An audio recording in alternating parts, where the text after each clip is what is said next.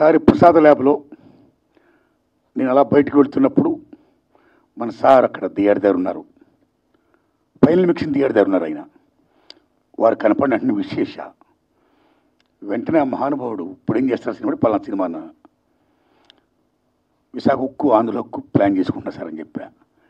ఆయన ఒక మాట అన్నారు, నారాయణమూర్తి గారు మీ సినిమాలు సక్సెసా ఫెయిల్యూరా పక్కన పెట్టండి, మీరు చేసే ప్రతి అటెంప్ట్ కూడా ఒక అచీవ్మెంట్, మీకు ఎప్పుడు ఏ సహకారం కావాలని చేస్తాను అని ఆ మహానుభావుడిని అడగకుండా ఎంతో సహాయ సహకారం అందించాడండి. ఆయనకి నాకు ఏ అబ్లిగేషన్ లేదండి, కేవలం నా పట్ల నా సినిమా పట్ల ఆయనకున్న అభిమానం. అందులో భాగంగా అయ్యా నేను యూనివర్సిటీ పేపర్ లీక్ అని ఎడ్యుకేషన్ సినిమా తీస్తున్నాను, దయించి మీరు చూడాలి, చూడడమే కాదు మీకు ఏమాత్రం నచ్చినా దయించి ప్రమోట్ చేసి నా సినిమా ప్రజలకు రీచ్ అయ్యేటట్టుగా హెల్ప్ చేయాలి అని నేను విజ్ఞప్తి చేయడం, నా విజ్ఞప్తిని మన్నించి ఆయన అమూల్యమైన టైంను కూడా నా కోసం వెచ్చించి నా సినిమాను చూసి ఈవేళ నా సినిమా గురించి ఆయన మాట్లాడుతున్నారంటే ఆయన నా హృదయపూర్వకంగా ధన్యవాదాలు చెప్తున్నాను. Thanks a lot sir. Please.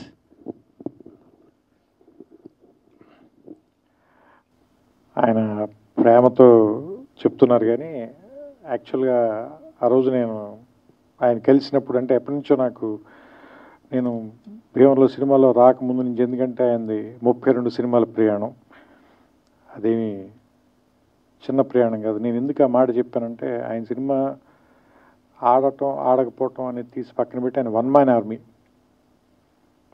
ఆయన దాంట్లో రాజు ఆయనే, సైన్యాధిపతి ఆయనే, సైనికుడు ఆయనే, అన్నీ ఆయనే. సో ఒక్క మనిషి సినిమా ఆలోచన పుట్టడం దగ్గర నుంచి దాని ఎగ్జిక్యూషను, దాని తాలూకు రిలీజ్ వరకు సినిమాని తీసుకెళ్ళి జనం ముందుకి థియేటర్లో సినిమాని ఒకే ఒక వ్యక్తి ఇంత ప్రయత్నం చేస్తున్నారంటే అది కూడా ఖచ్చితంగా ఏదో ఒక కారణం ఉండి తీరాలి సినిమాకి, దానికి ఖచ్చితంగా ఏదో ఒక ప్రయోజనం ఉండి తీరాలి, ఒక మాట మనం ఖచ్చితంగా మాట్లాడాలి, ఆ మాట వినపడాలి. అంటే నొక్కబడే గొంతుల గురించి మాట్లాడడానికి ఒక గొంతు ఉంది, ఆ గొంతు అందరికీ వినపడాలి. అది మనకు నచ్చచ్చు, నచ్చకపోవచ్చు, దాంతో మనం ఏకీభవించవచ్చు, ఏకీభవించకపోవచ్చు, కానీ వాళ్ళు మాట్లాడాల్సిన అవసరం ఉంది, అది మనం వినాల్సిన అవసరం కూడా ఉంది. లేకపోతే ఏం జరుగుతుందంటే ప్రపంచంలో ఏకపక్ష ధోరణి అనేది రావటం మూలంగా రాబోయే జనరేషన్స్ చాలా సంకుచితంగా తయారైపోతారు. సో అందుకని విభిన్నమైనటువంటి గొంతులు, విభిన్నమైన అభిప్రాయాలు, వీటిల్లోనే బ్యూటీ ఉంది. సో అలాంటి ఒక పార్శ్వం, అలాంటి ఒక అందం ఆర్ నారాయణమూర్తి గారి సొంతం. అది ఆయన తాలూకు శైలి, అది ప్రత్యేకం. ఇప్పుడు ఈ సినిమాకి వచ్చినప్పుడు కూడా నేను సినిమా ఎలా ఉంది అని ఒకే ఒక మాటలో చెప్పాలంటే, నేను 2.5 గంటల పాటు వచ్చి ఫస్ట్ కార్డు పడిన వెంటనే 162 నిమిషాలు అనగానే నేను కొంచెం భయపడ్డా. అయ్యో బాబు 2 గంటల 40 నిమిషాలు ఇప్పుడు కూర్చొని చూడాలా మనం ఈ సినిమా? ఫస్ట్ వచ్చే భయం. ఎందుకంటే కరోనా తర్వాత అందరికీ కూడా ఏ సినిమాని కూడా 20 నిమిషాల మించి 30 నిమిషాల మించి చూడలేనటువంటి ఒక ఏమంటారు దాన్ని, ఒక అది యాంగ్జైటీ అనాలా, అసహనం అనాలా, అలాంటి పరిస్థితిలో ఉంది ప్రపంచం మొత్తం. అలాంటి సినిమాని 2 గంటల సినిమా 2 అవర్స్ ఇప్పుడు నేను చూసింది. 2 గంటల సినిమా చూస్తే, క్షమించాలి సమయం తప్పుగా చెప్పా, 2 గంటల సినిమా చూసినప్పుడు నాకు చాలా ఫాస్ట్గా పరిగెత్తి వెళ్ళిపోయింది, సినిమా అయిపోయింది.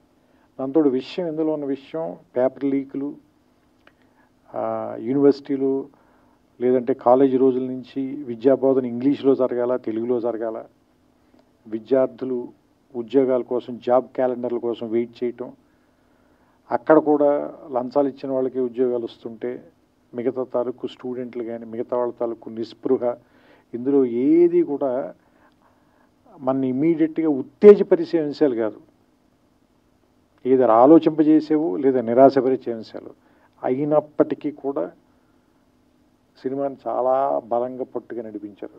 నేను అనుకోవటం అది మీ సిన్సియారిటీని అనుకుంటున్నాను. కేవలం మీ సిన్సియారిటీ మూలంగానే మనకి లోపల ఏదైనా ఒక లాంగ్వేజ్ వచ్చే లోపే మీ సిన్సియారిటీ వల్ల బ్రదర్ ఒక్క నిమిషం. అంటే మాకు ఏదైనా లోపల ఒక లాంగ్వేజ్ వచ్చే లోపే మీ సిన్సియారిటీ వల్ల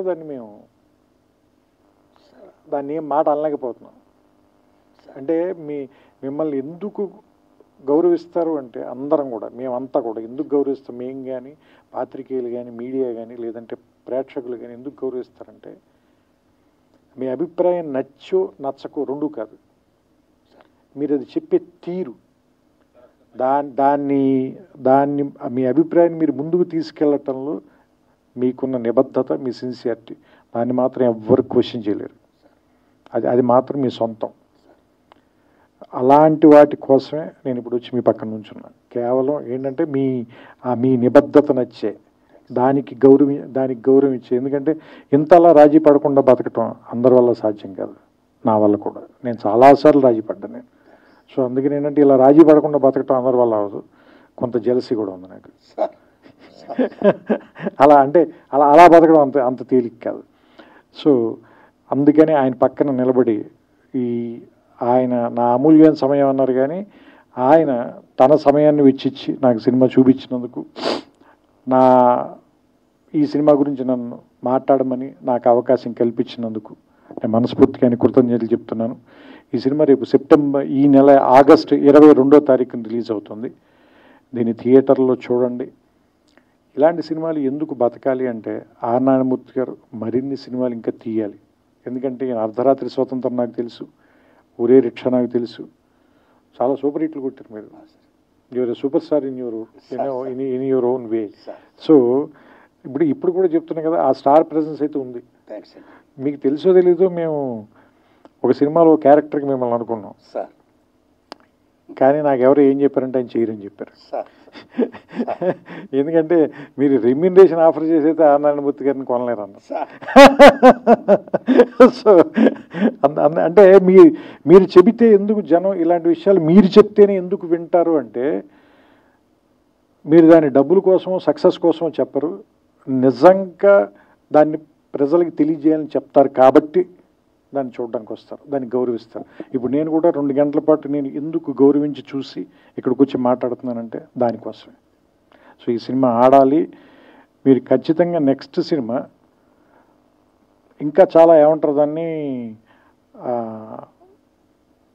కొంచెం ఎక్కువ డబ్బులు ఖర్చు పెట్టి ఇంకా మంచి ప్రొడక్షన్ వాల్యూస్తో తీయటానికి అవకాశం కలిగేలాంటి డబ్బులు ఈ సినిమా మీకు ఇవ్వాలని, అలాంటి సక్సెస్ వస్తుందని నేను కోరుకుంటూ, ఎస్పెషల్ ఇందులో నాకు ఆ గద్దర్ గారి పాట కూడా బాగా నచ్చింది. అది గద్దర్ గారు రాశారు, మీరు చెప్పిన తర్వాత నాకు ఇంకా ఆనందం వేసింది, ఎందుకంటే నాకు ఇష్టమైన రచయిత ఆయన. సో ఆయన పాట చాలా బాగుంది ఆ పాట మాత్రం. సో నేను ఆ పాట మీరే పాడారేమో అనుకున్నాను, ఎందుకంటే వాయిస్ విని కొంచెం రాగా ఉంది వాయిస్ అయింది.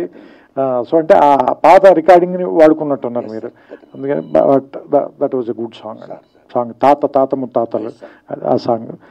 And I like the film అండి, నాకు నచ్చింది సినిమా.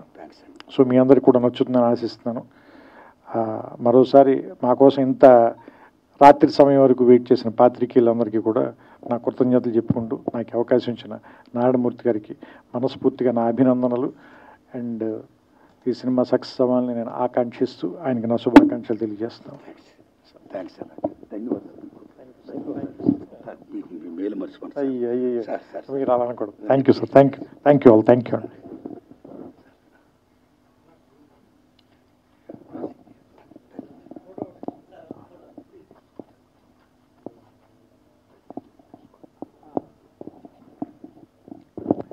అండ్ ఇంకొకటి, ఈ సినిమాలో అయినా